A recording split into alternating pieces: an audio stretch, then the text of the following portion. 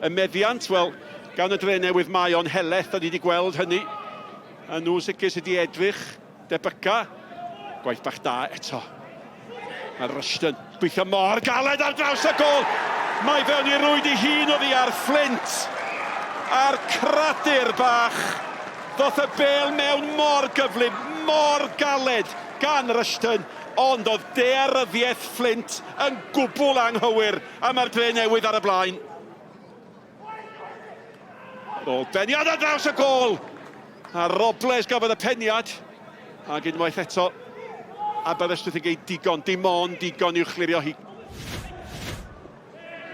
Dau dîm, yr unig ddau dîm, sydd wedi bod yn yr uwch gyngrair ers y cychwyn. Nawr, mae honna'n bas dda. Mewn i'r codad Lewis, Owen yn wir ofo. A dyna'r gore gan yr ymwelwyr. Mae'n gwneud y penderfyniad cywir. Anghofio'n basio fan'na, ergyd. Ond pam ddim rhoi chydig bach mwy arni, ynde? Arneson.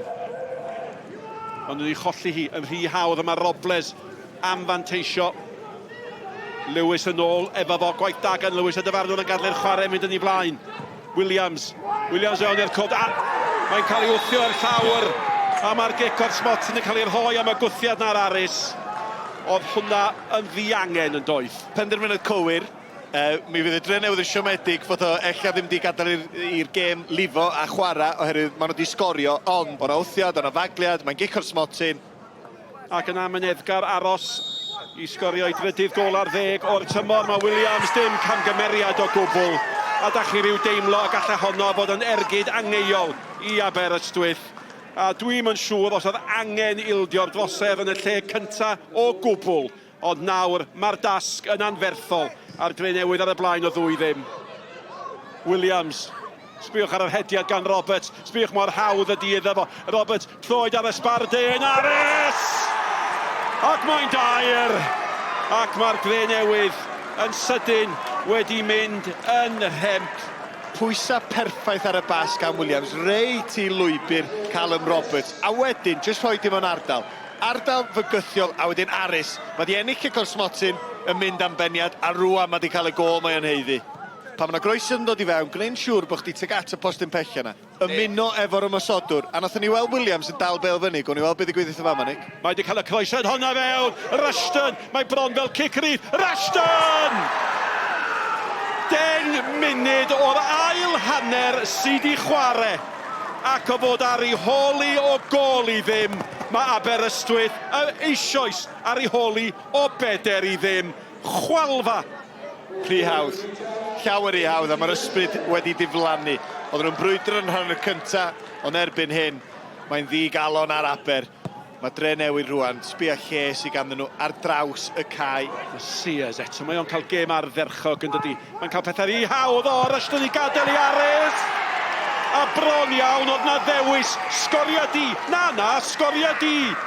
Ail gol y noson i Arys, y 5 i'r Drenewydd. Sears yn wych o fan hyn, mae'n so benderfynol oedd o.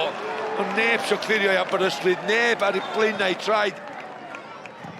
Robles. Allan, o'n i ar fi'n deud na di ddim. O, mae'n un arall yn mynd i fod a Rushton sy'n ei chael. Sawl cyfle maen nhw angen i glirio'r bel. Sawl cyfle mae Rushton yn wedi cael i greu yr agoriad. Ac mae'r 5 wedi mynd yn 6. Just yn cadw i ben, dydi, pan mae pawb arall o'i gwmpas o yn colli penna nhw. Sgen yr amddiffyn nhw ddim syniad lle mae'r bel, a mae'n siomedig i weld hynna. Ond Rushton, clinigol, chwarae teg iddo fo. Mae Rushton di sgorio nawr 11 gol mewn 5 tymor yn erbyn Aberystwyth. Nawr te, mae chydig bach o le fan hyn. Edge! Di honna ddim yn mynd fewn. Yn y diwedd mae fewn. A dwi'n meddwl mae Evans sgoriodd yn gynt na'r wthos wedi chael. Wel, dim yn gol gysur na di, ond o leia mae'r bel yn hefnydd rhwyd. Wel, dwi'n falch dros nhw, mae rhaid i fi ddeud. Oherwydd mae hyn yn chwaraewyr onest. Maen nhw'n trio'i gorau glas, ond maen nhw'n ffeindio mor anodd ar hyn o bryd.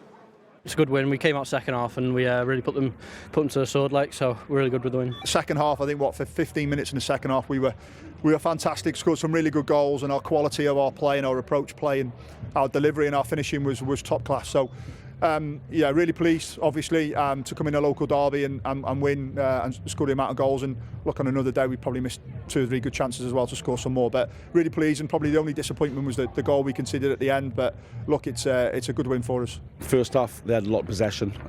We kept our shape to nullify the chances.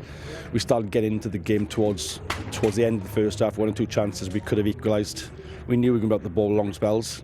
We had a very, very good chance right at the start to go 1-1. And then 10 minutes of madness. Absolute. I said in there, I can't defend some of the goals. I think it was naivety, lack of understanding, and that's not us. We've been very, very good. Yes, we've conceded a few goals of late, but we've got a bit more composure about us. We've got a bit more organisation, a bit more belief. And once that second, third one, they struggled, really struggled today. Like I said to you at the beginning, I am bringing players in. Our squad is really small, and we've been kind of patching players up, putting them out. So we are getting 4, possibly 5 players in. So we move on from there. Can't we solve ourselves? We're in where we're in. 5 games ago, I said we were 3 points off 6. We're not. It's welcome to 2023, I think, isn't it? With January, with Connah's Quay, TNS and Penabont in 3 weeks. So look, we're going into it in good confidence, and that's all we can do. We'll prepare right, and we'll go again. And and listen, the way that we're playing at the moment, I'm not sure many sides will want to play us, but we'll prepare well and go into Connah's Quay next week, which I'm sure will be a massive game.